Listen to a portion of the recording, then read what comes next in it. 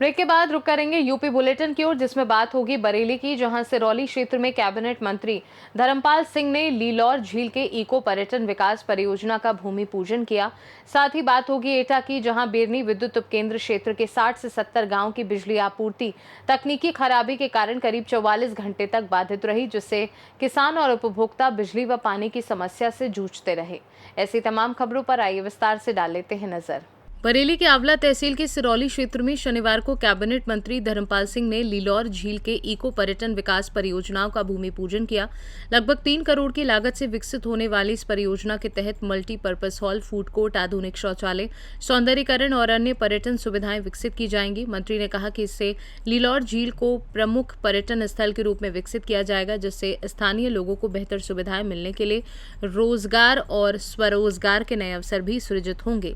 उन्होंने कहा कि प्रदेश सरकार पर्यटन स्थलों के संरक्षण और विकास के लिए लगातार कार्य कर रही है। कार्यक्रम में भाजपा पदाधिकारी, कार्यकर्ता और क्षेत्र के गणमान्य नागरिक भी मौजूद रहे। बरेली से सी न्यूज संवाददाता अरविंद की रिपोर्ट। बरेली आंवला कोतवाली पुलिस ने ई-रिक्शा से बैटरी चोरी करते हुए एक आरोपी को रंगे हाथों गिरफ्तार कर न्यायालय भेज दिया। पुलिस के अनुसार पक्का कटरा निवासी आकाश ने शिकायत दी कि छोटी बाजार स्थित चांदनी चौक पर काम के दौरान एक युवक उनके ई-रिक्शा से ईस्टमैन कंपनी की बैटरी चुरा रहा था। आकाश ने अपने साथी भरत कुमार की मदद से आरोपी को मौके पर पकड़ लिया और बैटरी सहित पुलिस के हवाले कर दिया। पूछताछ में आरोपी ने अपना नाम अजीत निवासी मोहल्ला खेड़ा आंवला बताया और पैसों की जरूरत के चलते चोरी करना स्वीकार किया। पुलिस ने आरोपी के खिलाफ मुकदमा दर्ज कर चोरी की बैटरी बरामद कर ली तथा उसे न्यायालय भेज दिया है। बरेली से सी न्यूज संवाददाता अरविंद की रिपोर्ट।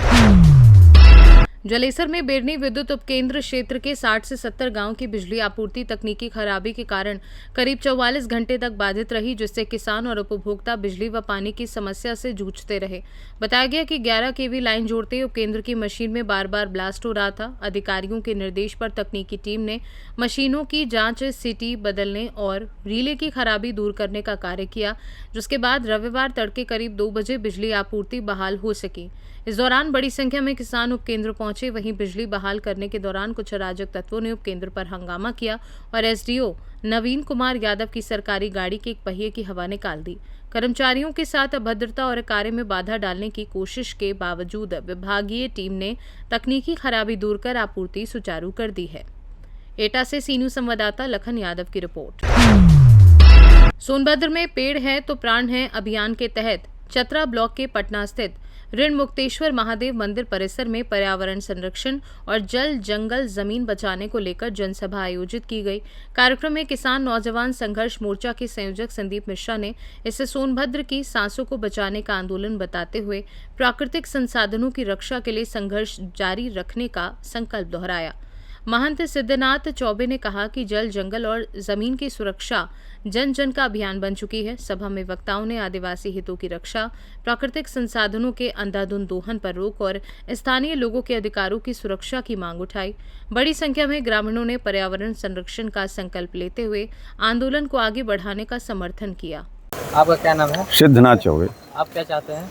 हम यही चाहते हैं कि प्रकृति के संरक्षण के लिए ये जो बाहरी कंपनियां आई हुई हैं, ये जंगलों को उजाड़ करके हमें प्लांट के नाम पर जो लालीपाप दिखा रही हैं, ऐसा हम लोगों ने देखा है कि चुर्क, ओबरा, डाला, शक्तिनगर, बीजपुर सभी आदिवासियों को वहाँ से उजाड़ करके फेंक दिया गया और आज वहाँ बाहरी लोग आकर के बैठे हुए हैं। वहाँ 2% भी आबादी उन आदिवासियों की नहीं रह गई है। इसलिए हम लोग किसी भी कीमत पर इस जंगल के संपदा को, वृक्षों को नहीं कटने देंगे। भले ही हम कट जाएंगे, मर जाएंगे, लेकिन हम इस प्रकृति की जो धरोहर है, देन है, प्रकृति की सुंदरता है, जो वृक्षों का हमारे लिए जीवन में सबसे बड़ा सुख का साधन है और पेड़ हैं तो प्राण हैं, हम लोग इसके लिए वचनबद्ध हैं। इसके लिए हम लोग पूर्ण जनमानस के साथ संघर्ष करने को, मरने मिटने को तैयार हैं। हम लोग किसी भी परिस्थिति में, किसी भी भाव में, सरकार का चाहे कोई नुमाइंदा हो, उसके भी बस में हम लोग नहीं हैं। हम लोग किसी भी प्रकार से इस जंगल की क्षति नहीं होने देंगे। आपका क्या नाम है? राम आधार चेरो। आप क्या चाहते हैं? यहाँ कंपनी नहीं लगने दे सकते हैं हम लोग। अब पेड़ है तो जान भी है। बाहर की कंपनी यहाँ पर लग रही हैं, नहीं लगने देंगे हम लोग। कंपनी को। आज आप देख सकते हैं कि पेड़ है तो प्राण है, ये जन आंदोलन का रूप ले लिया है। और ये पटना का प्रेम आप देख सकते हैं, पेड़ है तो प्राण है आंदोलन को लेकर के किस प्रकार का है। यहाँ के माताएं, बहनें, बुजुर्ग, हमारे युवा साथी, हृदय प्रिय छोटे भाई, सब लोगों ने पेड़ लगाने और इन्हें बचाने और इनकी परवरिश अपने परिवारीजनों की तरह करने के लिए ठान लिया है, मान लिया है। ऐसे में कोई भी केंद्र सरकार की संरक्षित पोषित कालनेमी कंपनी सोनभद्र के जल जंगल जमीन का दोहन नहीं कर पाएगी, पेड़ पानी पहाड़ का दोहन नहीं कर पाएगी। और आज पटना से मेरा सीधा सोनभद्र के कलेक्टर को एक मैसेज है। एक ही बात मैं कलेक्टर से कहना चाहता हूं कि ये कारपोरेटों की करिंदगी बंद करके हमारे आदिवासी भाई बहनों, हमारे परिवारीजनों के संरक्षण की बात करिए। और आने वाले समय में हम लोग एक भी इन कारपोरेट नक्सलियों को सोनभद्र में नहीं बसने देंगे। और आप कलेक्टर हैं, आप सरस्वती पुत्र हैं, और हमने देखा है कि सरस्वती पुत्रों का कभी भी लक्ष्मी को बंधक बनाने वालों से संबंध नहीं रहा है। ऐसे में मैं पूछना चाहता हूं कलेक्टर से कि यदि आप सच में सरस्वती पुत्र हैं तो आप कैसे इन जन संवेदनहीन और कारपोरेट नक्सलियों को बढ़ावा देने के लिए सरकारी तंत्र का दुरुपयोग कर रहे हैं। इसलिए मैं कहना चाहता हूं कि आने वाले समय में सोनभद्र में ये एक भी कालनेमी कंपनियों को यहाँ का जन नहीं लगने देगा। इस बात को सबने मान लिया है, सबने ठान लिया है। इसलिए सोनभद्र के जिलाधिकारी जी, आप भी इस बात को समझ लीजिए और जान लीजिए कि यदि आप कारपोरेटों के पक्ष में खड़े होंगे तो सोनभद्र का जनमानस आपके विपक्ष में खड़ा होगा। इन्हीं सब बातों के साथ आप सभी प्यारे परिवारीजनों के चरणों में सादर प्रणाम, जय जोहार। पेड़ है तो प्राण है।